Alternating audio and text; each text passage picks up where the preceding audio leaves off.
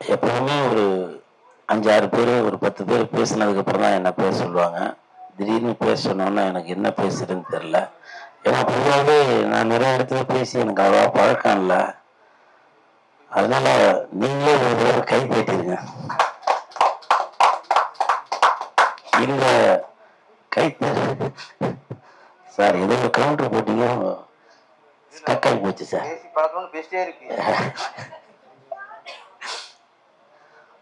இந்த கைத்தட்டல் அனைத்தும் ஆழி. அப்போ நான் தான் கரெக்டா சொல்லியிருக்கேன்னு நினைக்கிறேன்.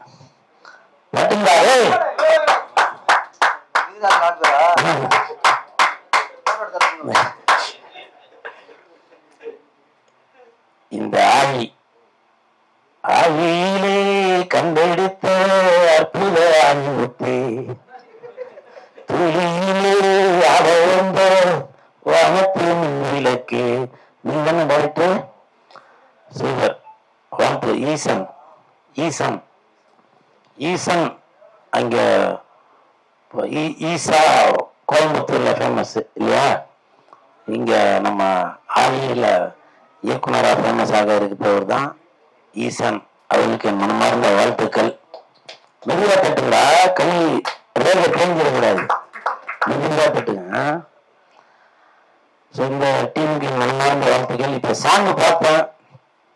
பார்க்கும்போது எனக்கும் இந்த மாதிரிலாம் ஒரு காதல் வராதா, நம்மளும் ஒரு காதல் அந்த மாதிரி போடுது, அது மாதிரிலாம் எதுவும் வராதா அப்படின்னு ஒரு ஏக்கம் உள்ளுக்குள்ளே இருக்கு. எனக்கு அப்போலேருந்து இப்போ வரைக்கும் அந்த காதல்ன்ற இது வரவே மாட்டுது. சரி படத்துலயாச்சும் வரும்னு பார்த்தாக்கா, ஐய கோழி முட்டை போட்டா அடகாத்து குஞ்சு பொறிக்கலாம் அப்படின்னா டேரக்டர்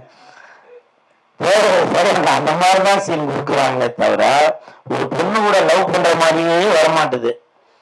ஃபுல்லா பொண்ணுகிட்ட வரலாங்கிற மாதிரியே தான் எனக்கு சீன்ஸ் எல்லாம் அமையுது. அது ஒருவேளை என்னோட முகலட்சணம் அப்படி இருக்குதோ என்னவோ. இருந்தாலும் நான் திருப்பாட்சியில நடிச்சும் ஃபேமஸ் ஆனேன், சும்மா இல்லை. அது வந்து பொங்கலுக்கு ரிலீஸ், பொங்கலுக்கு தானே சார், பொங்கலுக்கு ரிலீஸ் ஆச்சு. என்னோட சொந்த ஊர் சிவகங்கை மாவட்டம். எங்க அம்மா ஊர்ல இருக்காங்க, நான் இங்க இருக்கேன். எங்க அம்மா அங்க இருந்து போன் பண்ணி சொல்றாங்க, ஏண்டா ஏதோ இன்னைக்கு ஏதோ படம் நடிச்சிருக்காங்க, ஏதோ கோழிப்புடின்றாங்களாமா அப்படி இன்னும் ஞாபகம் இருக்கு சார். அப்போ யாரோ படம் பார்த்துட்டு எங்க அம்மாட்ட வந்து சொல்லியிருக்காங்க, மாட்டு பொண்ணுப்போ சொல்லியிருக்காங்க, இந்த மாதிரி எல்லா நீமா இங்க மாட்டு பொண்ணு வரல, ஆனா எல்லாரும் படம் பார்த்துட்டு ஏதோ கோழிப்புடின்னு சொல்லுவாங்க அப்படின்னு. அதெல்லாம் எனக்கு இப்போ ஞாபகம் சார். நன்றி சார். அப்படி அவ்வளோ பெரிய இயக்குனர் இடத்துல நான் இங்க உட்கார்றதுக்கு வாய்ப்பு அளித்த அந்த ஆய்வு டீமுக்கு மனமார்ந்த வாழ்த்துக்களையும் நன்றிகளையும் தெரிவித்துக் கொள்கிறேன். சாங் வந்து ரொம்ப அற்புதமா இருக்கு. ஏன்னா இப்ப வந்து இப்ப வர சாங்லாம் அது கேட்கும்போது டக்குன்னு மாத்திடுவாங்க. ஆனால் இங்க இவ்வளவு பேர் பார்த்திருந்தாலும் இப்ப உள்ள குழந்தைகள் என்ன பண்றாங்கன்னா கையில டிவி ஒன்னாலும் செல்போன்லாம் பார்த்துட்டு இருக்காங்க. ஆனா இங்க ஒரு குழந்தை இருந்திருக்காங்க, குழந்தை பேர் என்னன்னு தெரியல. பேர் நான் தம்பி யாழன். அந்த யாழன் என்ன பண்ணாருன்னா கையில செல்போன் இருந்தாலும் அப்படியே டிவியே பார்த்துன்னு இருக்காரு. அவன் அந்த பொண்ணை பார்த்துட்டு இருக்கானா இல்ல அந்த டைரக்டர் இப்படிலாம் டைரக்ஷன் பண்ணிருக்காரு அப்படின்னு பார்த்துட்டு இருக்கானா என்னப்பா? அந்த பொண்ணு தான் பார்த்துட்டு இருக்கா sir. Song hit sir, success sir. பாருங்க இப்ப தெரிஞ்சு போச்சு. அது பொண்ணு தான் பார்த்துட்டு இருந்தா. ஓஹோ அஜினா அஜினா அப்படின்னு அப்படின்னா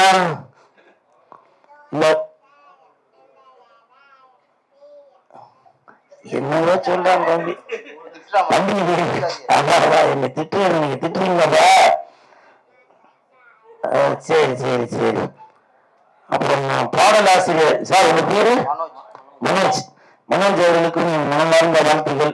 ஏன்னா இப்ப வர சாங்லாம் அந்த லிரிக் வந்து சரியா புரியாது, ஆனா இது நல்லா புரியுற மாதிரி போட்டுக்காரு. ஆனா எண்ட்ல வந்து ஏதோ ஹியூமன் அப்படி இப்படின்னு போட்டு என்ன வந்துச்சு, இங்கிலீஷ்ல போட்டு இருந்துச்சு, எனக்கு தெரியல.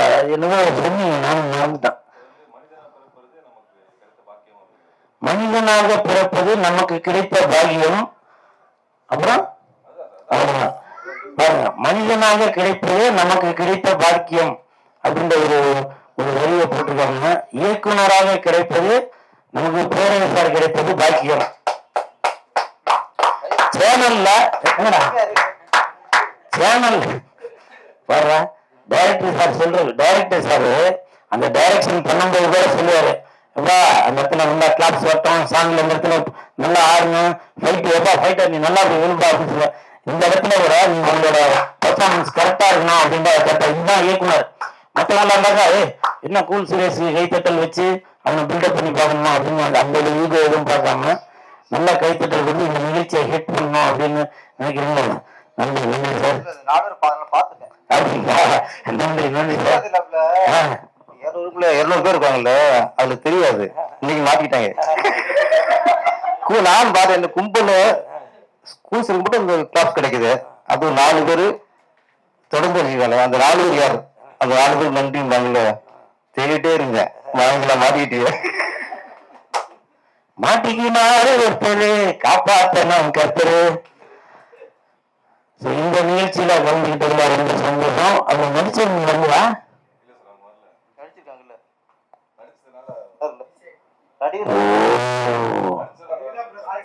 அப்ப நடிக்கிறதுக்கு முன்னாடி வாய்ப்பு கேட்டு வந்திருப்பாங்களே. நடிச்சதுக்கு அப்புறம் ஜப்பான்ல ஜாக்கி ஜான் கூட பிஸியா இருக்கேன், மலேசியால மைக்கேல் ஜாக்சன் கூட பிஸியா இருக்கேன், அமெரிக்கால அர்னால்டு கூட பிஸியா இருக்குன்னு சொல்லியிருப்பாங்களே. தெரியும் தெரியும். ஏன்னா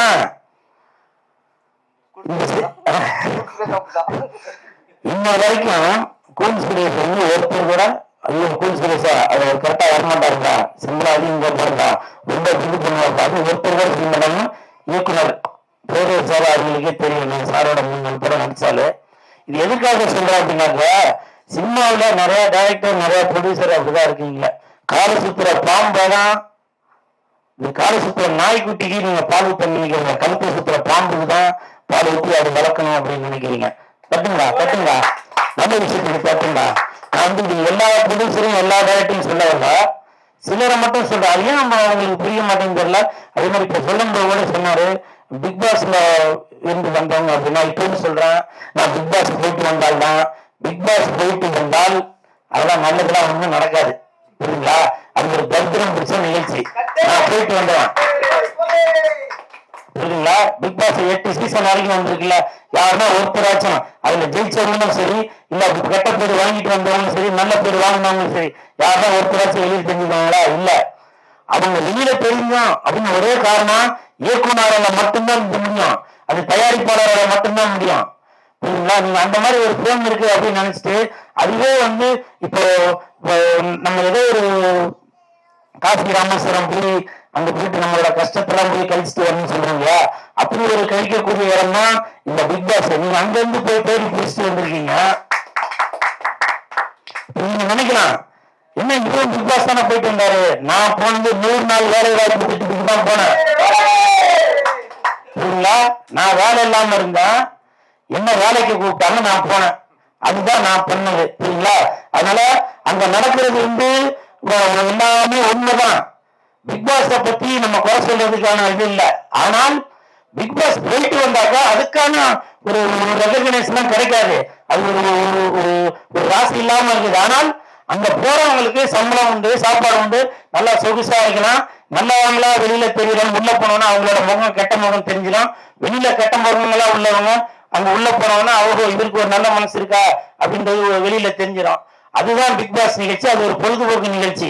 அந்த நான் வந்து எல்லா இயக்குநர்களுக்கும் தயாரிப்பாளர்களுக்கும் சொல்றேன், பிக் பாஸ்ல போயிட்டு வந்தவங்கள என்ன திட்டினாலும் சரி, நான் அங்க போயிட்டு வந்தேன்னா பிக் பாஸ்ல போயிட்டு வந்தவங்களை நீங்க சேர்த்தீங்கன்னாக்க நீங்க 1000 ரூபாய் பணம் போட்டாலும் சரி, 1000 கோடி பணம் போட்டாலும் சரி, அது திரும்ப வராது புரியுதுங்களா. கமல் சாரை போன வருஷம் இல்ல வந்துட்டாருங்களா, அவரே என்கிட்ட கேட்டாரு கமல் சார் கூட இந்த நிகழ்ச்சியை பற்றி என்ன சொல்றீங்க அப்படின்னு. சார் என்ன வெளியில விட்டுருங்க சார், நான் போயிடுவேன் சார்னு சொன்னேன். அது வீடியோ ஆதாரமே இருக்கு. கமல் சாரே சொன்னாரு, எப்பா நான் வெளியில உள்ளதுன்னா ஃபேமிலி விஷயம் நான் பாத்துக்கிறேன்பா, நீ அழுவாம உள்ளே இருங்க அப்படின்னாரு. இது வந்து வீடியோ ஆதாரமே இருக்கு. ஏன்னா நான் வெளியில ஒண்ணு பேசி இங்க வந்து ஒண்ணு பேசி இருக்காது. கூல் சுரேஷ் எப்பவுமே இந்த நாட்டு உண்மையை மட்டும்தான் பேசும் சரிங்களா. அதனால பிக் பாஸ்ல போயிட்டு வந்தவங்களை வச்சு நீங்க வந்து இந்த தம்பி நீங்க இந்த படத்துல இந்த சாங்ல நடிக்க வச்சிருக்கீங்க. நீங்க நினைச்சிருக்கீங்க அந்த தம்பி வந்து உள்ள போயிட்டு வந்தோன்னா இதுக்கு வந்து பயங்கர பேம் இருக்கும், வீடியோஸ்லாம் அவ்வளவு பேர் இருப்பாங்க. ஃபேஸ்புக்கு, இன்ஸ்டாகிராம் அது இதுலயும் போட்டு சும்மா அப்படியே அன்னைக்கு சும்மா அண்ணன் பறக்க போகுது, அந்த பொண்ணு ஒண்ணு சொன்னீங்க, அந்த பொண்ணு போட்டு அப்படியே அண்ணன் பறக்க போகுது அப்படின்னு நினைச்சிருக்கீங்க. ஒண்ணும் இல்ல, புரியுதுங்களா? இல்ல ஏதோ பொண்ணு பேருங்க சார், நான் பொண்ணுங்கள் பேர் வாயில சொல்ல மாட்டேன், என்ன தாய் தந்தை அப்படிதான் வளர்த்துருக்காங்க. அவங்க நம்பிக்கை கல்யாணம் ஆயிடுச்சுங்க, குட்டி நினைப்பாங்க. ஸோ அப்படி இருக்கும்போது இயக்குனர் தயாரிப்பாளர் நீங்க கொஞ்சம் இதுல வச்சுங்க. இப்ப பேரரசு சார் பேசும்போது கூட சொன்னாங்க, கூல் சுரேஷ் சினிமாவுக்காக உடல் பொருள் ஆகிய அனைத்தும் கொடுப்பவர், இவர மாதிரி ஆளுங்களை பயன்படுத்துங்க, புரியுதுங்களா? அதை விட்டுட்டு நீங்க ஒண்ணுக்கும் உதவாதவங்களா நான் ஒருத்தர் தான் அப்படின்னு சொல்லி பர்டிகுலரா சொல்லுவார். இந்த தம்பி கூட அவனுக்கு யாருன்னு தெரியாது, அந்த தம்பி நல்ல தம்பியா இருக்கலாம், கெட்ட தம்பியா இருக்கலாம். ஆனால் தயாரிப்பாளர்களும் இயக்குனர் அவர்களும் அவர்களுடைய வாழ்க்கை நல்லா இருக்கணும், அவங்க போட்ட பணத்தை திருப்பி எடுக்கணும் அப்படின்றதுக்காக சொன்னார். இந்த கூல் சுரேஷை பயன்படுத்தணும்னு சொல்லவில்லை. ஏன் இதே சாங்ல பேரரசார நடிக்க வச்சா அவர் நடிக்க மாட்டாரா? சொல்லுங்க சொல்லுங்க. இப்ப இயக்குனரா நடிகராக அவதாரம் எடுத்து நீங்க பல படங்கள் ஹிட் படங்கள் கொடுத்துட்டு வராரு. இப்ப சமீபத்துல கூட ஏதோ ஒரு படத்தோட ஒரு போஸ்ட் பார்த்தேன், மாலையெல்லாம் போட்டு அப்படி சும்மா அவ்வளவு நம்ம திருப்பாச்சி படத்துல உள்ள கூட அவ்வளவு போஸா இருக்க மாட்டேன். படம் பேரு சென்ட்ரல் நினைக்கிறேன் சார், அந்த போஸ்ட் பார்த்தேன் நானு. சரிங்களா? அப்படி சினிமாவுக்கா உடல் பொருள் ஆகி அனைத்தும் கொடுக்கக்கூடியவங்க இருக்கும்போது எதுக்கு இந்த மாதிரி ஒரு பேக்கான விஷயம் அவங்கள நம்பி இப்ப நீங்க பணத்தை போட்டுட்டு இன்னைக்கு இந்த பிரஸ் மீட் நடக்கிறதுக்கு எவ்வளவு கஷ்டப்படுறீங்கன்னு எனக்கு தெரியும். 10 நாளாவே இந்த விஷயங்கள் நடந்துட்டு இருக்கு. பிஆர்ஓ பேர் என்னது, சக்தி சரண் அவர்கள் அந்த போன்ல பேசும்போது சொன்னாரு, சார் இந்த இதுக்கு ஆழியோட ஆல்பம் சாங் ப்ரொடியூசர் டைரக்டர் அவ்வளவு கஷ்டப்பட்டு இருக்காங்க, நீங்க கொஞ்சம் ஹெல்ப் பண்ணுங்க சார். பேரரசு சார்லாம் வராரு, பேரரசு சாரே வரும்போது அப்புறம் நான் வரத்துக்கு என்னங்க, நான் வரேங்க அப்படின்னு சொன்னேன். ஸோ அவ்வளவு கஷ்டப்பட்டு இந்த ஆல்பம் சாங்கை எடுத்து அவங்களுக்கு பணம் சம்பாதிக்க முடியுமோ இல்லையோ, அவங்க நடிச்சவங்க சப்போர்ட் பண்ணி அடுத்த கட்டத்துக்கு போறதுக்கு அவங்க ஒரு உதவியா இருக்கணும்ல. அதே எனக்கு ஒரு மன வருத்தம் தான். அதனால இந்த மாதிரி ஒரு சாங்கோ இல்ல ஒரு படமோ ஏதோ ஒன்று வரும்போது நீங்க ஒத்துழைப்பு கொடுங்க, புரியுதுங்களா? நிறைய இயக்குநர்கள் என்ன பண்றீங்க, தயாரிப்பாளர் என்ன பண்றீங்க, யாரு உங்களுக்கு டேட்டு தரலையோ அவங்க கிட்ட போய் சார் ஒரு நாள் கொடுங்க போதும், அரை நாள் கொடுங்க போதும் நிக்க வேண்டியது உண்மைதானே காட்சி? அதுக்கப்புறம் சார் எனக்கு ஒரு நாளைக்கு 10 லட்சம் சம்பளம், உங்களுக்கு 15 லட்சமா தரேன், நீங்க வாங்க, இந்த ஷெட்யூல்ல நீங்க ஒரு நாள் டேட்டு கொடுங்க போதும் அப்படின்னு சொல்றது.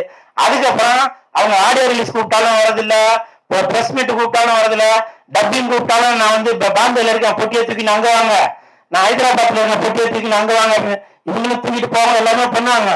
ஆனால் அதுக்கப்புறம் ஒரு 5 லட்சம் செலவு பண்ணி ஒரு ஆடியோ ரிலீஸ் ஃபங்க்ஷன் வச்சு அந்த இடத்துல இந்த நடிகை எனக்கு ஒத்துழைப்பு கொடுக்கல, அந்த இயக்குனர் ஒத்துழைப்பு கொடுக்கல, அந்த ஹீரோ ஒத்துழைப்பு கொடுக்கல அப்படின்னு சொல்ல வேண்டியது எனக்கு மனசு கஷ்டமா இருக்கு, புரியுதுங்களா? ஏன்னா இவ்வளவு நாள் அந்த 25 வருஷமா நான் சினிமால இருக்கிறேன்னா அதுக்கு காரணம் சினிமா சாப்பாடு போட்டதான் எனக்கு இவ்வளவு தூரம் வளர்ந்ததுக்கு காரணமே. அந்த ஒரு நம்பிக்கையெல்லாம் சொன்னேன். இப்பவும் சொல்றேன், கூல் சுரேஷை பயன்படுத்தணும் அப்படின்னு சொல்லல. உங்களுக்கு நாய்க்குட்டியாக இருந்து யார் உங்களுக்கு நன்றியோட இருக்காங்களோ அவங்களுக்கு நீங்க ஒரு சப்போர்ட் பண்ணி பண்ணுங்க, அவங்க தலை மேல தூக்கி வச்சுட்டு போவாங்க அப்படின்றதான் சொல்ல வரேன். சமீபத்துல கூட 4 நாளைக்கு முன்னாடி பரமசிவன் பாத்திமா அப்படின்ற ஒரு படத்தோட பாட்டு ரிலீஸ் ஆயிருச்சு. அதுல நான் ஆடி இருக்கேன். அந்த பாட்டு நல்லா வியூஸ் போயிருக்கு. அதை பார்த்துட்டு அந்த படத்தின் இயக்குனர் கார்வண்ணன் அவர் என்கிட்ட சொன்ன இசக்கி கார்வண்ணன் அவர் எனக்கு போன் பண்ணி சொன்னார், கூலு இந்த பாட்டு நல்லா ஹிட்டா இருக்கு, நல்லா வியூஸ் போயிருக்குன்னா அது கூல் சுரேஷ் நீங்க தான் காரணம் அப்படின்னு சொல்லி இந்த கிரெடிட் எல்லாம் உங்களுக்கு தான் செய்யணும். அந்த கமெண்ட் எல்லாமே பார்த்தேன், ரொம்ப நன்றி அப்படின்னு சொன்னாரு. இப்பவும் சொல்றேன், அந்த இயக்குனருக்கு சப்போர்ட் பண்ணி பேசணும் அப்படின்னு தான் சொல்லல. இப்போ அவர் என்னை பத்தி பெருமையா பேசிட்டு, ஆனால் அந்த இசக்கி கார்வண்ணன் அவர்கள் அடுத்த படம் எடுக்கும்போதுதான் சரி அன்னைக்கு கூல் சுரேஷ் சப்போர்ட் பண்ணானே அவனுக்கு அடுத்த படத்துல ஒரு லீடு கேரக்டர் கொடுப்போம், ஒரு ஹீரோவா கொடுப்போம் அப்படின்னு நினைக்க மாட்டாங்க. இந்த படத்துல இந்த இடத்துல கூல் சுரேஷை யூஸ் பண்ணியாச்சு, ஓகே நீ அடுத்து யாரை கூப்பிடணுமோ அவங்கள கூப்பிட்டுப்போம் அப்படின்னு சொல்லி போவாங்க. இது ஒரு ஆதங்கத்துல சொன்ன. இப்ப இந்த சாங்குக்கு இந்த ஆழிக்கு எவ்வளவு செலவு பண்ணி எடுத்திருப்பாங்க, எத்தனை நாள் உழைச்சிருப்பாங்க அப்படின்றது எனக்கு மனசுக்குள்ள அவ்வளவு ஒரு நெருடலா இருக்கு, ஒரு வருத்தமா இருக்கு. தயவு செய்து இந்த சாங்க எல்லாரும் கேளுங்க, சரிங்களா? கேட்டு உங்களோட ஆதரவு கொடுங்க. பாட்டு நல்லா இருக்கா, நல்லா இருக்குன்னு சொல்லுங்க, நல்லா இல்லையா, நல்லா இல்லைன்றத கமெண்ட்ல சொல்லுங்க. ஏன்னா உங்களுடைய கருத்து என்னன்னு தெரிஞ்சாதான் ஒருவேளை சூப்பரா இருக்கு அப்படின்னாக்க இதோட பெட்டரா இருக்கணும் அப்படின்னு சொல்லி இயக்குனர் ஈசான் அவர்கள் நினைப்பாரு. அதே மாதிரி நல்லா இல்ல அப்படின்னாக்க இதை விட பெட்டரா இருக்கணும் அப்படின்னு தயாரிப்பாளர் வசந்த் அவர்கள் நினைப்பாங்க. அதனால வெந்து தரிந்தது காடு, ஆடிக்கு வணக்கத்தை போடு.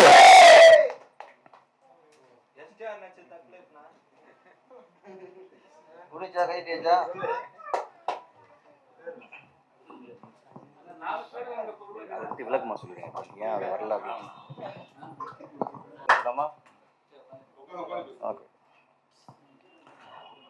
அனைவருக்கும் வணக்கம்.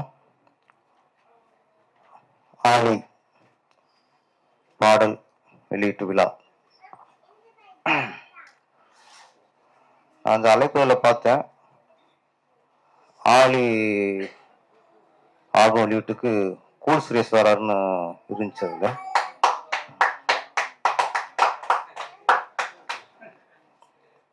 ரொம்ப கூறாப்லே.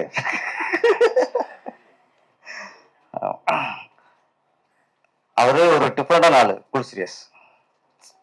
இப்போ ஒரு காவல்துறை சம்பந்தமா படம் வச்சுங்களேன், போலீஸ் வந்து உட்காந்துருவாரு. ஒரு மிலிட்ரி சம்பந்தம் பாட்டு பார்த்தீங்கன்னா ஒரு மிலிட்ரி மேன வந்து உட்காந்துருவாரு. ஒரு வீரப்பன் சம்பந்தப்பட்ட ஒரு ஃபங்க்ஷன் வீரப்பனா வந்து உட்காந்துட்டாரு.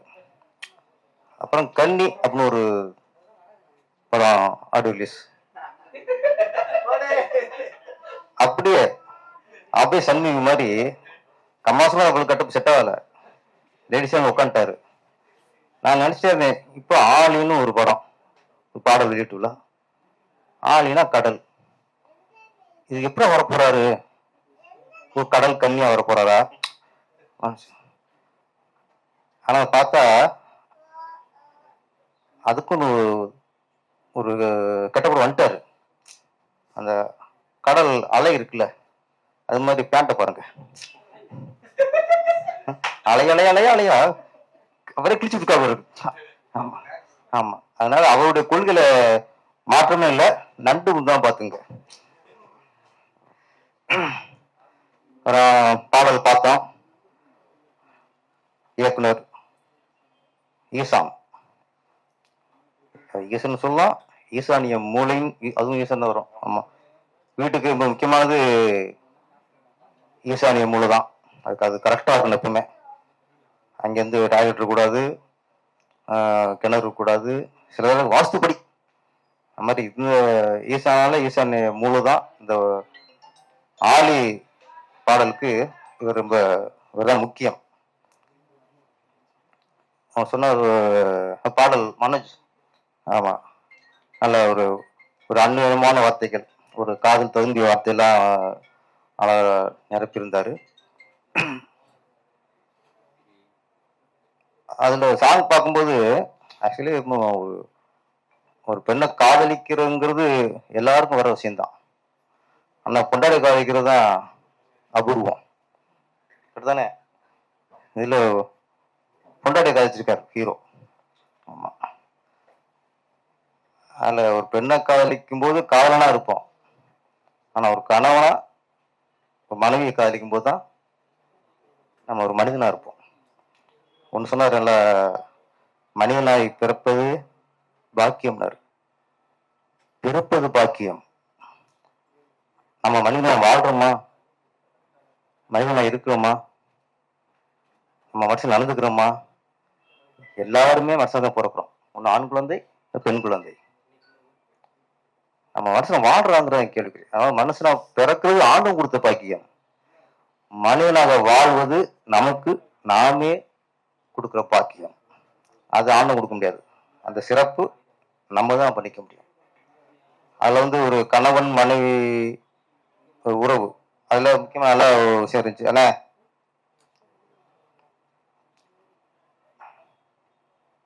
செட் ஆயிடுச்சா? ஓகே.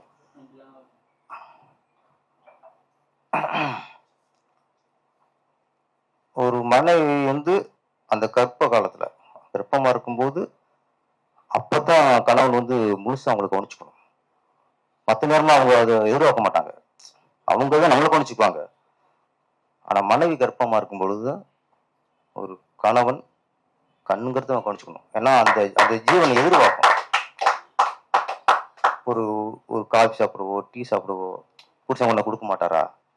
மற்ற காலமெல்லாம் அவங்களும் கொடுப்பாங்க. ஆனா அந்த நேரத்துல தான் அவங்க புருஷனோட அன்பையும் அரவணைப்பையும் எதிர்பார்ப்பாங்க. இந்த பாடல்ல அது பதிவாக இருந்தீங்க சார். ரொம்ப நன்றி. அதே மாதிரி என்னதான் மனைவி நேசிச்சாலும் எவ்வளவுதான் பண்ணாலும் சரி, அந்த பிரசவ அறைக்குள்ள அவங்க அனுப்பிட்டு வெளியே உட்காந்துருக்கா அந்த டைம் இருக்குல்ல, அது ரொம்ப சாதாரண விஷயம் இல்லை. வெளியே டாக்டர் என்ன சொல்ல போறாரு, என்ன ஒரு பரிதவிப்பு இருக்கும், மனசு துடிக்கும். உள்ள குழந்தை பிறக்கிறதுக்கு மனைவி துடிக்கும் துடிப்பை விட வெளிய கணவனுக்கு மனசு துடிக்கிறதுக்குல அது சரியா துடிச்சாதான் சரியான கணவன். அந்த கரெக்டா இயக்குனர் பதிவு பண்ணி இருந்தாரு. அந்த பதட்டம் டாக்டர் வந்து சக்சஸ் சொல்லும்போது அந்த அவரு இடையில மனைவி இடுப்புக்கிற மாதிரி ஒரு ஷாட் இருந்துச்சு. ஆமா, எங்கே எந்த மனுஷன் எந்த கணவன் ஒரு மனைவி இடுப்புக்கில் விளையாடுறானோ அங்கே அது அன்னுனியம். அங்க இடுப்புகள்னாரு டாக்டர் வந்து சக்சஸ் அவர் கண்ணத்தை கிள்றாரு. சந்தோஷம் வெளிப்பாடு. அதுல எல்லா வகையுமே இந்த சாங் இன்னொன்னு சொன்னாரு, இது வந்து அதிரடி சாங்கா, ஒரு கமர்ஷியலா கலரப்பா அப்படிலாம் இருக்கக்கூடாது, ரொம்ப மென்மையா இருக்கணும் அப்படின்னு சொன்னாரு. அது சுருக்கம் சொல்லிருக்கலாம், பேரசங்கமா இருக்கக்கூடாது, ரொம்ப சாப்பிடாதுன்னு சொல்லியிருக்கலாம். ஏன்னா நம்மளும் ஃபுல்லா அதிரடி தான். ஆனா நீங்க நினைச்சது ஏன்னா இங்க பிளே பண்ணும்போது கொஞ்சம் சவுண்டு கிளாரிட்டி கொஞ்சம் இல்லாம இருந்துச்சு. ஏதோ மிஸ்டேக். ஓகே அண்ணே, ஓகே நீங்க சொன்னா ஓகே தான். ஹலோ, இந்த ஆலி கடலளவு வெற்றி அடையணும், பெருங்கடலளவு உங்களுக்கு புகழ் வரணும், அதனுடைய வாழ்த்துக்கள். தயாரிப்பாளருக்கு வசந்த் ராமசாமி அவர்களுக்கும் என்னுடைய வாழ்த்துக்கள். நான் முதலீடு பண்ணவங்களை ஃபஸ்ட் நம்ம வாழ்த்திடணும், ஃபஸ்ட்டு அவங்கள மதிக்கணும். அதில் அந்தளவுக்கு அவங்க வாழ்த்திருங்க. இசையமைப்பாளர் ஆரியன், SSR ஆரியன், அவர் வந்து SS நடிகர், புரட்சி நடிகர் SS ராஜேந்திரன் அவர்களோட பேரன். இங்க சினிமாவில் இப்போ என்னன்னா, நடிகரோட பையனும் நடிகர் ஆகணும், மினிஸ்டர் பையனும் நடிகர் தான் வருவாங்க, பைக் மாஸ்டர் பையனும் நடிகரை தான் அறிமுகப்படுத்துவாங்க, டான்ஸ் மாஸ்டர் பையனையும் நடிகர் தான் அறிமுகப்படுத்துவாங்க. இங்கே எந்த டிக்கெட்டும் சரி, தான் பையனை மட்டும் எல்லாரும் நடிகராகவும் ஹீரோவும் அறிமுகப்படுத்துறதுல தான் இங்கே நிறைய ஆர்வம். ஏன்னா நடிகருக்குங்கிற ஒரு அந்த மாஸ், அந்த பவர், அந்த புகழ் வேறங்கிறது அவங்க கணிப்பு. இதுல பரவாயில்ல, SS ராஜேந்திரோட பேரை வந்து நடிகர்னு வராம அவருக்கு என்ன உண்மையில என்ன டேலண்ட் இருக்கோ அது வெளிப்படுத்திருக்காரு. இல்ல மியூசிக் ஆயிருக்காரு, அதுல பாராட்டணும். அந்த நடிகர் மோகத்துல இருந்து விடுபட்டு அவரு மியூசிக் டேரக்டரா மாறி இருக்காரு. அதே மாதிரி விஜய் சார், தளபதி விஜய் சாரோட பையன், அவர் இன்னைக்கு ஹீரோவானா பெரிய வரவேற்பு இருக்கு, பெரிய பிசினஸ் இருக்கு. அவரை ஹீரோ அறிமுகத்திற்கு பெரிய பெரிய இயக்குநர்கள், பெரிய பெரிய பேனர்லாம் காத்திருக்கோம். ஆனா அவருக்குள்ள ஒரு லட்சியம், நடிகருங்கிற முகம் அவருக்கு வரல. இப்போ SAC சார் வந்து இயக்குனர் பையன் தான் விஜய் சார். ஆனா அவருக்கு டேரக்ஷன் பண்ணுங்கிற தாட்டம் இல்லை, நடிகர் ஆகுங்கிறது தாட்டம் வந்துச்சு. நடிகரோட பையன் அவருக்கு வந்து இயக்குனர் ஆகணும்ட்டு அஜயா சஞ்சய் அவர்கள் வந்து இயக்குனர் ஆயிட்டாரு. அதே மாதிரி SSR பேரை வந்து மியூசிக் ஆயிருக்காரு. இது வரக்கூடிய விஷயம். நடிகர் பையன் நடிகரை தான் வரணும், டைரக்டர் பையன் டைரக்டர் தான் ஆகணும், அப்படி இது கூட தொழில் இல்லை. நமக்குள்ள என்ன திறமை இருக்கோ. ஓகே, அவர் நடிக்கிறார் போல இருக்கு. இதுல வந்து மியூசிக் பண்ணியிருக்காரு, சன் டிவியில் ஒரு சீரியலில் பண்ணிட்டாராம். அவருடைய வாழ்த்துக்கள். கதாநாயகன் நல்லா பண்ணியிருக்காரு, கதிரவன் நல்லா ஃபேஸ் நல்லா ஒரு ஹீரோவுக்குள்ள அந்த எல்லா அம்சமும் ஒரு ஃபேஸில் இருக்குது. அதே மாதிரி நாயகியாக நடித்த நமிதா கிருஷ்ணமூர்த்தி அவங்க நல்லா பண்ணியிருக்காங்க. அந்யோன்யம் வந்து நல்லா தெரியுது இல்லை. எப்பவுமே சில படங்களில் நெருக்கமாக நாங்கள் நடிக்க வைப்போம், ஆனால் ஆடியன்ஸ் பார்க்கும்போது அந்த அந்யோன்யம் அவங்களுக்கு அவங்க உணர மாட்டாங்க. சில ஆர்டிஸ்ட் தான் பார்க்கும்போது நமக்கு அந்யோன்யம் அதில் தெரியும். அது 2 பேரும் அந்யோன்யம் தெரியுது. அது நீங்கள் வேலை வாங்கியிருக்கீங்களா இல்லை அவங்க நடிப்பு திறமையாங்கிறது வேற விஷயம். ஆனால் அந்யோன்யம் தெரியுது. இங்கே தான் தெரிஞ்சு கதாநாயகனும் இல்லை கதாநாயகியும் இல்லைன்ட்டு. எனக்கு சக்தி சரவணன் பேர் வந்து ஒரு வாரத்துக்கு முன்னாடி இந்த லிஸ்டாக கேட்டார். நான் 2 முறை தவிர்த்தேன். ஏன்னா நமக்கு நிறைய இந்த பெப்சி மீட்டிங், இயக்குனர் சங்க மீட்டிங் ஒரே இதாக போயிருக்கு. எப்போ என்ன எங்கே கூப்பிடான்னு தெரியாமல் இருந்தது. நான் வேணாம்னு இல்லை விட்டுருங்க சரவணன், பிஸியாக இருக்கேன். விஷயம் இல்லை, எப்போ எனக்கு எந்த ஒர்க் அவுட்னு தெரியாமல் போச்சு. அப்புறம் சொன்னார், இல்லை சார் நீங்கள் கண்டிப்பாக வரணும் சார். நாப்பில் அப்போ சொன்னார், சார் கதாநாயகனும் இல்லை கதாநாயகியும் இல்லை சார், நீங்களும் சப்போர்ட் பண்ணுங்க சார் அப்படின்னா. எனக்கு அப்போயே ஒரு ஃபீல் ஆச்சு, என்னடா ஒரு ஆல்பம் அதில் ஒரு கதாநாயகனுக்கு அதை நடித்தவங்க ஏன் வர மாட்டேங்கிறாங்க அப்படி ஒரு சின்ன ஒரு வருத்தம் இருந்தது. சரி இந்த மணி நேரத்தில் நம்ம போகணும் அப்படின்னு தான் ஆக்சுவலாக 10ஆம் தேதி சொன்னேன். நான் சொன்ன மாதிரி 10ஆம் தேதி சொன்னால் திரும்பி வேறு வேலையில் வந்துச்சு. அப்புறம் ரொம்ப ரிக்வெஸ்ட் பண்ணேன், தவறுக்கு நான் முடியல கொஞ்சம் பார்த்துங்க சக்தி சரவணன்ட்டேன். Okay sir. அப்புறம் தான் 10ஆம் தேதியிலேருந்து இன்னைக்கு அவர் மாற்றி வச்சார். சக்தி சரவணன் நன்றி. ஆமாம், உங்களால் சாரியும் கேட்டுக்கிறேன். அதை என்னால் கொஞ்சம் டேட்டு மாறி போச்சு. சினிமாங்கிறது கூட்டு முயற்சி. சினிமாங்கிறது எதுவுமே இப்போ ஆல்பமாக இருக்கட்டும் சினிமாவாக இருக்கட்டும் ஒரு கூட்டு முயற்சி. இதில் 1000 கருத்துப்படம் இருக்கலாம், கருத்து வேறுபாடுகள் 1000 இருக்கலாம், பிரச்சனை இருக்கலாம், எல்லாமே இருக்கலாம். ஆனால் ரிலீஸ் டயத்தில் எல்லாரும் ஒத்துழைப்பு இருக்கணும். நீங்கள் அங்கே வந்து சினிமாவை பாருங்க, ஒரு படைப்பாக பாருங்க. அங்கே டேரக்டர் மேலே மாஸ்தாபம், ப்ரொடியூசர் மாஸ்தாபங்கிறது அது தனிப்பட்ட விஷயங்கள். சினிமாவுக்கு நடிக்க வந்துட்டாலோ, டைரக்ஷன் பண்ண வந்துட்டாலோ, தயாரிக்க வந்துட்டாலோ, எந்த துறைக்கு வந்தாலும் சரி, ஷூட்டிங் அப்போ மற்ற நேரத்தில் 1000 பிரச்சனை பேசி தீர்த்துக்கலாம். ஒரு படைப்பு வெளிவரும்போது அது நம்ம எல்லாரும் இங்கே ஒற்றுமை இருக்கணும். இங்கே ஒற்றுமை இல்லைன்னா நான் சொன்ன இது சினிமா பண்ற துரோகம், படைப்பு பண்ற துரோகம். அது இந்த ஒரு வாடி உறுதி திருப்பி எப்படி கிடைக்கும் அவங்களுக்கு? இங்க இந்த ஆல்பம் மட்டும் இல்ல, சினிமாவிலே அப்படிதான் இருக்கு. நாங்களாம் போய் உட்காருவோம், கதாநாயகி வரலம்பாங்க, ஏன்னா அதுக்கு ஒரு காரணம் சொல்லுவாங்க. கதாநாயகன் வரல, அதுக்கு ஒரு காரணம் சொல்லுவாங்க. மியூசிக் வராம இருப்பாரு சில இதுல, என்னன்னா அது ஒரு பிரச்சனையா இருக்கும். அந்த நேரத்துல பிரச்சனை தூக்கி போட்டுருணும். அவன் தான் உண்மையான கலைஞன், அவன் தான் உண்மையான சினிமாக்காரன், அவன் சினிமாவை நேசிக்கிறவங்க. நீங்க உங்க பிரச்சனை உங்க சண்டையில இந்த நேரத்துல வச்சுட்டீங்கன்னா அப்படி நடிக்க வரீங்க, சினிமாவுக்கு ஏன் வரீங்க? சம்பளம் வாங்குற மட்டும் தான் உங்க பிரச்சனையா? இல்ல வேற சில குறைகள் இருக்கும், அதுதான் உங்க பிரச்சனையா? அதெல்லாம் முன்னாடி தீர்த்துக்கணும். இது பாருங்க, எவ்வளவு ஒரு ஒரு இயக்குனர் ஈசான் அவர்கள் அவர் ஒரு படைப்பு படைச்சிருக்கிறாரு. இயக்குனர், பாடலாசிரியர், கதாநாயகன், கதாநாயகி, மியூசிக் டைரக்டர், ப்ரொடியூசர்ஸ் எல்லாம் உள்ள உட்காந்தானே சந்தோஷம். அப்பதானே அவங்க ப்ரொடியூசரும் சந்தோஷம், டைரக்டரும் சந்தோஷம். அவங்க இவங்க உட்காரும்போது மிகப்பெரிய ஒரு படைப்பு எவ்வளவு நிறைவா இருந்தாலும் இது ஒரு குறை தானே. நம்ம டோட்டல் இப்போ சினிமா துறையோ இப்படிதான் இருக்கு. இன்னைக்கு ரொம்ப மோசமான சூழ்நிலை இருக்கு. அது நிறைய, அதுக்கே நிறைய போராடி இருக்கு. நாங்க இங்க வந்தா ஒரு சின்ன ஒரு ஆர்வம், இதுக்குள்ள ஒரு இவ்வளவு விஷயங்கும் போது அங்க நாங்க கடல்ல நீந்திட்டு போராட்டு வரோம். இங்க வந்தா குளத்துக்குள்ள சண்டை,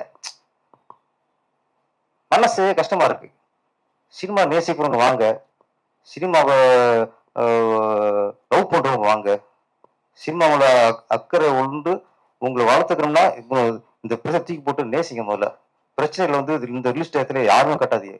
சினிமாவாக இருக்கட்டும், படைப்பா இருக்கட்டும், ரிலீஸ் டயத்தை இயக்குனராக இருக்கட்டும், யாராக இருக்கட்டும் சொல்றேன், அது ஒத்துழைக்கணும். அதனாலதான் இன்னைக்கு ஆளாளுக்கு சுயநலம், ஒவ்வொருத்தருக்கும் சுயநலம். தான் வரைக்கும் சம்பளம் தான் போதும், தான் வரைக்கும் நிறைவடைஞ்சா போதும். நம்ம வரைக்கும் எல்லாம் செட்டில் ஆகிட்டா போதும்.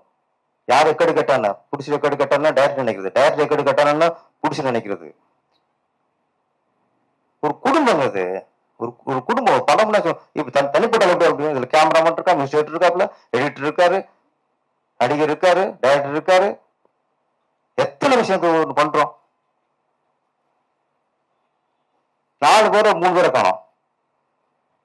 எங்க போய் நம்ம குறை சொல்றது? இங்க வந்து பார்த்தா உண்மையிலேயே இப்ப நாங்க வந்து சிறப்பு விருந்தினர்கள்.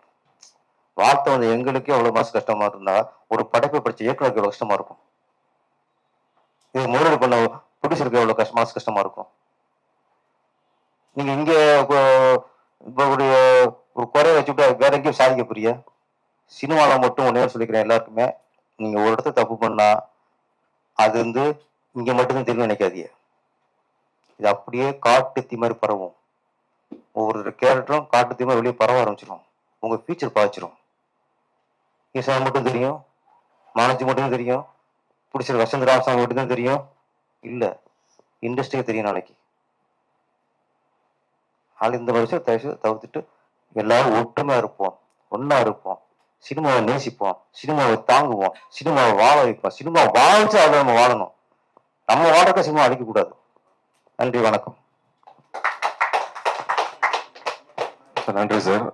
சார் இந்த விஷயம் இந்த சமயத்தில் ஒரு சின்ன இன்னொரு விஷயத்தையும் ஷேர் பண்ணிக்கணும்னு நினைக்கிறேன் சார். ஸோ நீங்க பேசினது ரொம்ப எனக்கு ரொம்ப சந்தோஷமா இருந்துச்சு சார். நிறைய விஷயங்கள் நீங்க இயக்குனருக்கும் தயாரிப்பாளருக்கும் சப்போர்ட் பண்ணி பேசினது.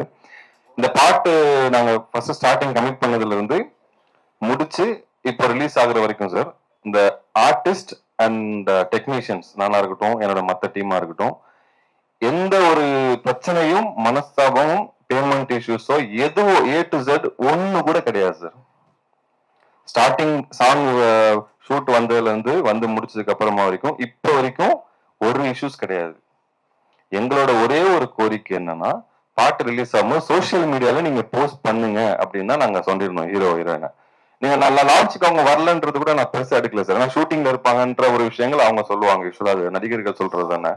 நீங்க உங்களோட சோசியல் மீடியால பேஜஸ்ல போடுங்கன்னு சொல்லி தான் நாங்க ரிக்வெஸ்ட் பண்ணோம், நானும் தயாரிப்பாளரும். அதுவே பண்ணல அப்படிங்கிறது தான் உண்மையிலேயே மிகப்பெரிய வருத்தமா இருக்கு. பல லட்சம் அந்த பாட்டுக்கு செலவு பண்ணிருக்கோம். நீங்க பாத்துருந்தா தெரிஞ்சிருக்கும். ட்ரோன் யூஸ் வேக்கம் யூஸ் பண்ணிருக்கோம். மினி கூப்பரோட 2 நாள் உங்களுக்கு தெரியும் எல்லாருக்குமே. 2 நாள் நாங்க ஷூட் பண்ணிருக்கோம். செட்நாடு ஃபார்ம் ஹவுஸ்ல எவ்வளவு பொருட் செலவு எல்லாமே. இது எதுவுமே நாங்க கேட்கல சார். ஒரே ஒரு போஸ்ட் மட்டும் சோசியல் மீடியால போடுங்க, அவ்வளவுதான் கேட்டோம். இன்ஸ்டாகிராம்ல நீங்க போட்டு கொஞ்சம் சப்போர்ட் பண்ணுங்க. அது காரணமே தெரியல சார். அதுதான் எனக்கு குழப்பமே. ஏன் பண்ணல? எனக்கு அந்த பாட்டு பிடிக்கலன்னு நீங்க ஓப்பனா சொல்லிட்டு போனா கூட பரவாயில்ல. அதை சொல்லிடுங்க. எனக்கு பாட்டு நல்லா இல்ல நீங்க சொன்னாலும் பரவாயில்ல. ஏன் போடல நாங்க கேள்வி கேட்டதுக்கு பதில் கிடையாது சார். அப்படியே லைக் அது அவ்வளவுதான். இதுக்கு ஒரே ஒரு தீர்வு என்னன்னா, நான் சினிமாவும் சேர்த்து சொல்றேன். இப்ப ஆர்டிஸ்ட கமிட் பண்றோம், அக்ரிமெண்ட் போடுறோம். அதுல போடும்போது என்னன்னா, இப்ப இருக்குது டப்பிங்க்கு முன்னாடி டோட்டல் அமௌண்ட் செட்டில் பண்ணாதான் அவன் டப்பிங் பேச வருவாங்க. நடிகர்கள் சொல்றேன். நீங்க ஃபுல் அமௌண்ட் செட்டில் பண்ணா டப்பிங் பேச வர மாட்டாங்க. அப்ப டப்பிங்க்கு முன்னாடியே நடிகர்களுக்கு சம்பளம் செட்டில் ஆயிருது. அவங்க அதோட அவங்களுக்கு வேற டென்ஷன் எதுவுமே இல்லை. இனிமே அக்ரிமெண்ட் போடும்போது டப்பிங் முன்னாடி 90% வச்சுக்கலாம், 90% செட்டில் பண்ணிருக்க. அதுக்கப்புறம் ஆடியோ லான்ச்சுக்கு வந்ததுக்கு அப்புறம் தான் மிச்சம் 10% தருவோம் அப்படின்னு அக்ரிமெண்ட் போடுங்க. தயாரிப்பாளர் சொல்றேன். நீங்க அப்படி போட்டீங்கன்னா எல்லா ஹீரோயினும் எல்லா ஹீரோவும் வந்து ஆவாங்க. இல்லைன்னா 10% அமௌண்ட் கிடைக்காது. ஒரு ஹீரோயினுக்கு 10 லட்சம்னா 1 லட்சம் ஃபேன்ஸ் இருக்கும். அப்ப நீங்க ஆடியோ லான்ச்சுக்கு வந்தா தான் வரும்னா நீங்க கூப்பிட தேவையில்லை, அவங்களும் வந்துருவாங்க. இது நீங்க தயாரிப்பாளர்கள் வந்து, ஏன்னா எல்லா இசை வெளியீட்டு விழாவிலையும் இது ஒரு புலம்பல் இருக்கு. புடிச்சர்கள் கடைசி ஹீரோ வரல சார், ஹீரோயின் வரல சார், அவங்க பிளே டிக்கெட் கேட்குறாங்க, இங்க இந்த ஹோட்டல் ரூம் போட சொல்றாங்க. இதெல்லாம் ஒரு சின்ன சின்ன விஷயங்கள்லாம் வருது. அதுக்கு இது நீங்க 10% பிடிச்சி வச்சுட்டு ஆடியோ கொடுத்தா, ஆடியோ ரிலீஸ்க்கு அப்புறம் கொடுத்தா ஆட்டோமேட்டிக்கா இந்த பிரச்சனை கொஞ்சம் தீரும்.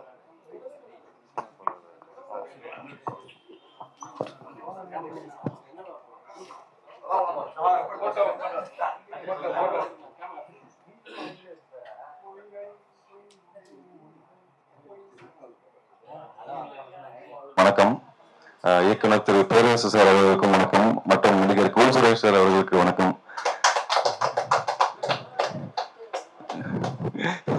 சரி, ஓகே. அந்த 1 minute எப்படியா சொல்லி கூப்பிட்டுன்னு சொன்னீங்க, அதுக்குன்னு சாங்கோட பேரை கூட தெரியாம வேற ஏதாவது சொல்லிட்டீங்க. ஆழின்னு சொல்லிட்டு ஒரு அழகான சாங் வச்சிருக்கோங்க.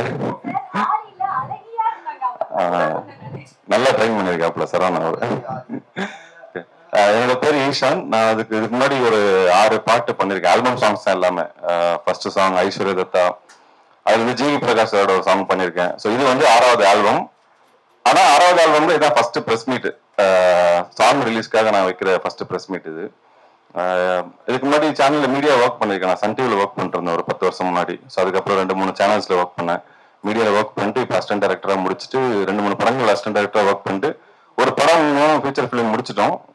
அதுக்கு நடுவில் ஒரு ஆல்பம் சாங் அப்படிங்கிறதுனால தான் இது முடிச்சு இப்போ ப்ரெஸ் மீட்ல இருக்கோம். நம்ம டைட்டில் இந்த ஆடி இந்த கான்செப்ட் இந்த சாங் பண்றதுக்கான ரீசன் என்ன அப்படிங்கிறது பார்த்தீங்கன்னா, ஒரு 1.5 இயர்ஸ்க்கு முன்னாடி வரைக்கும் நிறைய ஆல்பம் சாங்ஸ் ரிலீஸ் ஆச்சு. அது எல்லாமே வந்து ஒரு மேசிவ் ஹிட்டுக்கான காரணம் என்னன்னா, அதோட டெம்போ வந்து பாட்டுனாலே வந்து என்ஜாய் பண்ணணும், டான்ஸ் ஆடணும், மரண மாசா இருக்கணும், ராப் பண்ணணும் அப்படிங்கிற மாதிரியா நிறைய விஷயங்கள் இருந்துச்சு. ஸோ அதுல இருந்து ஸ்டீரியோ டைப்பை பிரேக் பண்ற மாதிரியான ஒரு சாங் இருக்கணும், ஃபீல் குட் சாங்கா இருக்கணும் அப்படின்னு சொல்லி ஒரு பிளானிங்ல தான் இந்த பாட்டை நான் டிசைட் பண்ணி ஃபர்ஸ்டே வந்து கான்செப்ட் கிரியேட் பண்ணது. அந்த கான்செப்டோட தாட்டுமே நீங்க பார்த்துருப்பீங்க, born as human is a golden eternity. அதாவது மனிதர்களா பிறப்பதற்கு நம்மளாம் வந்து புண்ணியம் பண்ணிருக்கணும். ஸோ அதுதான் அதோட டேக்லைன். நம்ம என்ன வேணா பிறந்திருக்கலாம், மேபி ஒரு சோஃபாவோ சேரோ என்னவா இருக்கலாம், பட் மனுஷனா பிறந்தது அது ஒரு மிகப்பெரிய பாக்கியம். அதை கருத்துல கொண்டுதான் இந்த வந்து பாட்டை தீம் பண்ணி ஃபுல்லாவே வந்து ஷூட் பண்ணி எல்லாம் முடிச்சது. ஒரு 2 நாள்ல ஷூட் பண்ணோம். நடிச்சவருமே வந்து பிக் பாஸ்ல வந்து கதிரவன் அப்படின்னு சொல்லிட்டு இதுல நடிச்ச ஒரு பிக் பாஸ் போயிருக்காரு. நமிதா கிருஷ்ணமூர்த்தின்றவங்க குழு குழு படத்துல சந்தானம் சாரோட படத்துல வந்து ஒரு கேரக்டர் பண்ணிருப்பாங்க. நிறைய சின்ன சின்னலாம் பண்ணிருக்காங்க. இன்னைக்கு வந்து அவங்க 2 பேரும் வரல. இன்னைக்குன்னு இல்ல, இந்த சாங் ரிலீஸ் பண்ணதுல இருந்து ஒரு சில விஷயங்கள் இருக்கு, அதை நம்ம அடுத்தடுத்து பேசுவோம். அது என்ன அப்படிங்கறது உங்க எல்லாரும் முன்னாடி நானும் டீட்டெயிலா சொல்றேன். என்ன விஷயமா நம்ம பிரஸ் மீட் வச்சிருக்கோம், லைக் சாங் லான்ச்சோட பிரஸ் மீட் ஏன் வச்சிருக்கோம் அப்படிங்கறத நான் சொல்றேன். இப்போ உங்களுக்கு அடுத்தடுத்து சொல்றேன். தேங்க்யூ. எல்லாருக்கும் வணக்கம். என் பேர் மனோஜ்ராஜ். நான் ஆழி பாடலாசிரியர். இது வந்து என்னோட 4வது பாடல். முதல் பாடலா பிரஸ் மீட்டோட அபிஷியல் லான்ச்சோட பெரிய லான்ச்ச பெரிய அறிமுகமா எனக்கு கிடைச்சிருக்கு. உங்க எல்லாரும் இந்த சந்தர்ப்பத்துல பாக்குறதுக்கும் ரொம்ப சந்தோஷமா இருக்கு. இயக்குனர் பேரரசு ஐயா அவர்களுக்கும் கூல் சுரேஷ் நடிகர் அவர்களுக்கும் இங்க அவங்களோட நேரத்தை ஒதுக்கி இங்க வந்ததுக்கு மிக்க மிக்க மகிழ்ச்சி, மிக்க நன்றியும் தெரிவித்துக் கொள்கிறேன். இந்த ஆழி பாடல் வந்து எனக்கு ஒரு சின்ன இன்ட்ரெஸ்டிங்கான ஃபேக்ட் இருக்கு. 2019 இருந்து நான் டைரக்டர் ஈஷானுக்கு வந்து ஃபேஸ்புக்ல மெசேஜ் அனுப்பிச்சிட்டு இருப்பேன். நான் வந்து இந்த மாதிரி டைரக்டர்களுக்கும் மியூசிக் டைரக்டர்களுக்கும் இணை பாடலாசிரியர்கள் எல்லாருக்கும் எனக்கு சான்ஸ் இருந்தா கொடுங்க, வாய்ப்பு இருந்தா கொடுங்க அப்படின்ட்டு கடந்த ஒரு 6 வருஷமா தேடிட்டு இருக்கேன்.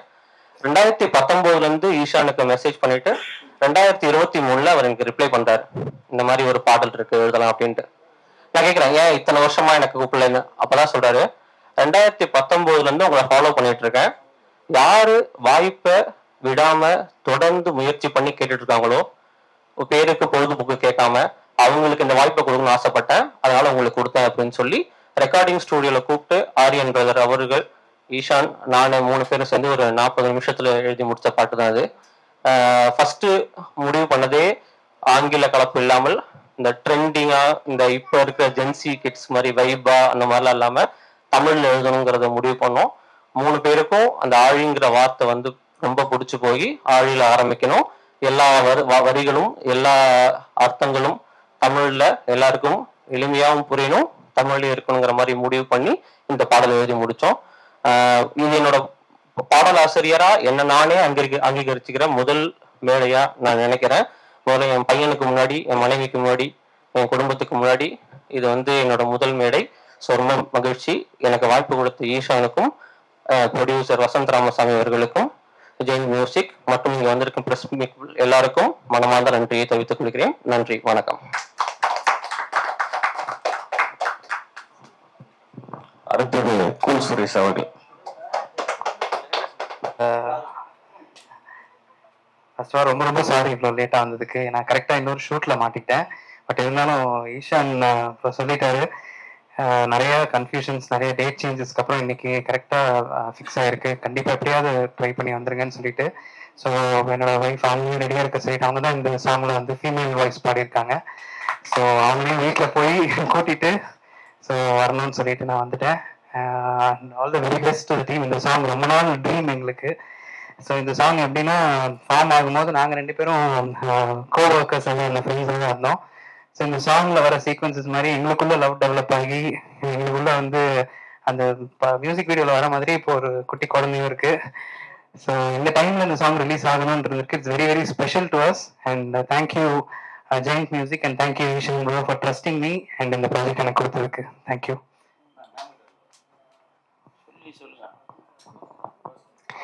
எல்லாருக்கும் வணக்கம். ஆக்சுவலி மியூசிக் வீடியோனா எனக்கு இதுதான் ஃபர்ஸ்ட் நான் பாடினது. அது ஐம் வெரி வெரி ஹாப்பி. என்னோட ஹஸ்பண்டோட கம்போசிஷன்லேயே பாடினது. அப்போ வந்து அவர் சொன்ன நாங்கள் ஃப்ரெண்ட்ஸாக தான் இருந்தோம். பட் இப்போ ரிலீஸ் ஆகும்போது என்னோட ஹஸ்பண்டோட மியூசிக்ல பாடினது ரொம்ப ரொம்ப சந்தோஷமா இருக்குது. And thank you so much Ishaan bro இந்த வாய்ப்புக்கு. Thanks a lot. ஆமா,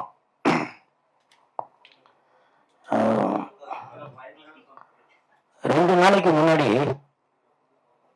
ஐஸ்வரி கணேசர் அவர்களுடைய மகள் திருமணத்துக்கு போயிருந்தேன். அங்கே வந்து நிறைய சினிமா பிரபலங்கள் வந்திருந்தாங்க, அரசியல் தலைவர்கள் வந்திருந்தாங்க, தொழிலதிபர்கள் வந்திருந்தாங்க, பொதுமக்கள் இப்படி எல்லாரும் பல பேர் வந்திருந்தாங்க. அப்போ ஜெயம் ரவி அவர்களும் வந்திருந்தாங்க, அவங்க கெனிஷா கூட அவங்க வந்திருந்தாங்க. அப்போ ஜெயம் ரவி வந்து என்னை பார்த்து கேட்டாரு, என்ன கூலு நல்லா இருக்கியா, ஆள் நல்லா ஸ்மார்ட் ஆகிட்டியாப்பா, உடம்புலாம் குறைச்சிட்டா, காஸ்டியூம்லாம் சூப்பராக இருக்கு, ஹீரோவாக நடிக்கிற போல, அவங்க எல்லாம் வீடியோ எல்லாம் பார்த்தேன், ஆல் தி பெஸ்ட், சாப்பிட்டாச்சா அப்படின்னு. இப்போ தான் சாப்பிட போகிறோம் அப்படின்னா, போய் சாப்பிடு, நான் சாப்பிட்டேன் அப்படின்னு சொல்லிட்டு இல்லைன்ட்டு. இது வந்து சோசியல் மீடியாவில் வீடியோ எல்லா இடத்துலையும் வந்துச்சு, எல்லாம் பார்த்துருப்பீங்க. நேற்று இரவு என் தாய் மீது ஆணையாக சொல்கிறேன், நேற்று இரவு எனக்கு ஒரு 11:30 மணி இருக்கு. அப்போ எனக்கு ஒரு ஃபோன் வந்துச்சு, பெங்களூர்லேருந்து ஒரு லேடி தான் பேசுகிறாங்க. அவங்க ஃபோன் அடிச்சு, என்ன நீங்க என்ன ஜெயம் ரவிக்கு சப்போர்ட் பண்ணிட்டு இருக்கீங்க, அவர் எப்படி தெரியுமா, அப்படி தெரியுமா, இப்படி தெரியுமா அப்படின்னு பேசிட்டு இருக்காங்க. நான் அதான் சொன்னேன், ஏமா என்னம்மா இதுக்கு எனக்கு சம்மந்தம் இல்லைம்மா, நான் கல்யாணத்துக்கு போனேன், அவரு எனக்கு தெரியும், அதனால அவர் என்கிட்ட பேசினாரு. இல்ல இல்ல எனக்கு ஜெயம் ரவி ஃபோன் நம்பர் கொடுங்க, இல்லைன்னா அவங்க மனைவி ஆர்த்தியோட நம்பர் கொடுங்க அப்படின்னு சொல்லி, ஏன்னா என்னோட நம்பர் எல்லா இடத்துலயும் சோசியல் மீடியால இருக்கிறதுனால அவங்க ஃபோன் பண்ணி கண்ணாப்பினா நான் திட்ட ஆரம்பிச்சிட்டாங்க. அப்ப நான் சொன்னேன், அம்மா என்ன நடந்துச்சுன்னு உங்களுக்கும் தெரியாது எனக்கும் தெரியாது, அது அவங்க புருஷன் பொண்டாட்டியோட விஷயம், அது ஆர்த்தி அவர்களுக்கும் ஜெயம் ரவி அவர்களுக்கும் நடந்த விஷயம். அது அவங்க அப்பா அம்மா கூட தலையிட முடியாது, ஏன்னா புருஷன் பொண்டாட்டிக்குள்ள 1000 இருக்கும். அதனால அதை வந்து நம்ம வெளிப்படையா என்ன நடந்துச்சுன்னு நம்மளே காலம் வச்ச மாதிரி பேச முடியாது. அதனால நீங்க தயவு செஞ்சு என்கிட்ட இதை பத்தி பேசாதீங்கம்மா அப்படின்னு சொல்லிட்டு அவங்க போனை வந்து நான் பிளாக் பண்ணிட்டேன். அப்போ அவங்க மறுபடியும் வாட்ஸ்அப்ல வந்து வாய்ஸ் அனுப்பிச்சுட்டே இருக்கிறாங்க. நான் இப்ப அதை கூட காட்டலாம், பட் நாகரிகம் கருதி அதை காட்டலது. ஏன்னா ஒரு குடும்பத்துக்குள்ள 1000 பிரச்சனை இருக்குங்க, புரியுதுங்களா? கண்டால் காண்பதும் போய், காதால் கேட்பதும் போய், தீர விசாரிப்பதே தான் மெய். நம்ம ஏதோ சினிமாக்காரங்கன்றதுனால அது வெளியில சோசியல் மீடியால பளிச்சுன்னு தெரியுது, அதை வச்சு நம்மளே ஒரு முடிவுக்கு வர முடியாது இல்லையா? அவங்க ஜெயம் ரவி அவர்கள் கூட வந்தவங்க, அவங்க கெனிஷா அவர்கள் ஃப்ரெண்டா இல்லை இப்ப எதுக்கு வந்தாங்கன்றது நமக்கும் தெரியாது. இப்ப என் கூட தான், என் கூட இப்ப 4 தம்பிங்க வந்திருக்காங்க, எனக்கு அவனுக்கு எதனா உறவு இருக்குன்னு ஆயிருமா? இல்ல, அதை நம்ம தப்பா பேசிட முடியாது இல்ல. சோ அந்த மாதிரிதான் சொல்ல வரேன். இதுக்காக நான் இவங்களுக்கு சப்போர்ட் பண்ணி பேசுறேன் அப்படின்னு சொல்ல வரல. நான் என்ன நடந்தது என்று நமக்கு யாருக்குமே தெரியாது. குடும்பத்துல எல்லா பிரச்சனைகளும் தான் இருக்கும். அது ஜெயம் ரவியாக இருந்தாலும் சரி, ராதா ரவியாக இருந்தாலும் சரி, நிலகல் ரவியாக இருந்தாலும் சரி, ஆளுநர் RN ரவி அவர்களாக இருந்தாலும் சரி, எல்லா குடும்பத்திலும் எல்லா பிரச்சனையும் இருக்கதான் செய்யும். நான் பல பிரச்சனைகளை பார்த்தாச்சுங்க, ஜெயிலுக்கு மட்டும்தான் போல, அதையும் கூட நீங்க போக வச்சிருவீங்க போலயா? அதனால தயவு செய்து அவர்கள் குடும்ப பிரச்சனை அது கோர்ட்ல இருக்குது, அது அவங்களே பார்த்துக்க போறாங்க. அந்த எனக்கு போன் பண்ண அந்த தாய்க்குளம் அவர்களுக்கு நான் வந்து உங்களை மண்டிட்டு கேட்டுக்கொள்கிறேன், உங்களுக்கு என்ன பிரச்சனைன்னு எனக்கு தெரியல, அந்த பிரச்சனையை தயவு செஞ்சு என்னை கோர்த்து விட்டாதீங்க, சரிங்களா? ஐஸ்வரி கணேசர் ஒரு நல்ல எண்ணத்துல என்னை கூப்பிட்டாரு, நான் அந்த கல்யாணத்துக்கு போனேன், அது ஒரு குற்றமா? கமெண்ட்ல அதே மாதிரி எல்லாரும் என்ன போட்டு தீட்டி வச்சிருக்கீங்க. அவங்க குடும்பத்துல, ஜெயம் ரவி குடும்பத்துல ஆர்த்தி அவர்களுக்கும் கெனிஷா அவர்களுக்கும் என்ன நடந்துச்சுன்னு யாருக்குமே தெரியாது. இல்லையா? வெளியில வந்து ஒரு போட்டோக்கு போஸ்ட் கொடுத்தாங்க, வீடியோல வந்தாங்க, அவ்வளவுதான் நடந்தது. என்னன்றது தெரியல. இது வந்து ஜெயம் ரவி அவர்கள் மேல தவறு இருக்கா, இல்ல ஆர்த்தி மேடம் மேல தவறு இருக்கா, யார் மேல தவறு இருக்கு என்னன்றது இல்ல. யார் மேல தவறு இருந்தாலும் என்னுடைய கருத்து, நான் வந்து குடும்பஸ்தன், அதனால சொல்றேன், எல்லா குடும்பத்திலையும் பிரச்சனை இருக்குதான் செய்யும். விட்டு கொடுத்து இது கோர்ட்டு வரைக்கும் போக வேண்டிய தேவையில்லை. நீங்களே ஒரு சுமூகமாக அதை பேசி ஒரு முடிவு எடுக்கணும் அப்படின்னு நான் தாழ்மையோட கேட்டுக்கிறேன். இப்ப கூட நான் ஒரு சினிமாக்காரனா சொல்ல, ஒரு ஒரு ரசிகனாக சொல்றேன், ஒரு ஒரு பொதுவான ஒரு மனிதனாக இருந்து சொல்றேன். எல்லா குடும்பத்திலயும் பிரச்சனை இருக்குங்க. தயவு செஞ்சு சினிமாக்காரங்க பிரச்சனையை மட்டும் முன்னாடி எடுத்துட்டு வந்து அவங்கள வந்து அசிங்கப்படுத்திட்டு இந்த மாதிரி முதல்ல எனக்கு அந்த மாதிரி விஷயமா போன் பண்ணாதீங்க, சரிங்களா? கூல் சுரேஷ் எப்பவுமே ஜாலியா பேசுறாளு, இருக்கிற இடத்துல சந்தோஷமா வச்சுக்கிறாளு, சரிங்களா? என்னை வந்து அந்த திருமணத்திற்கு அழைத்த ஐஸ்வரி கணேஷ் ஐயா அவர்களுக்கு என் மனமார்ந்த நன்றியை தெரிவித்துக் கொள்கிறேன். நன்றி. என்னது?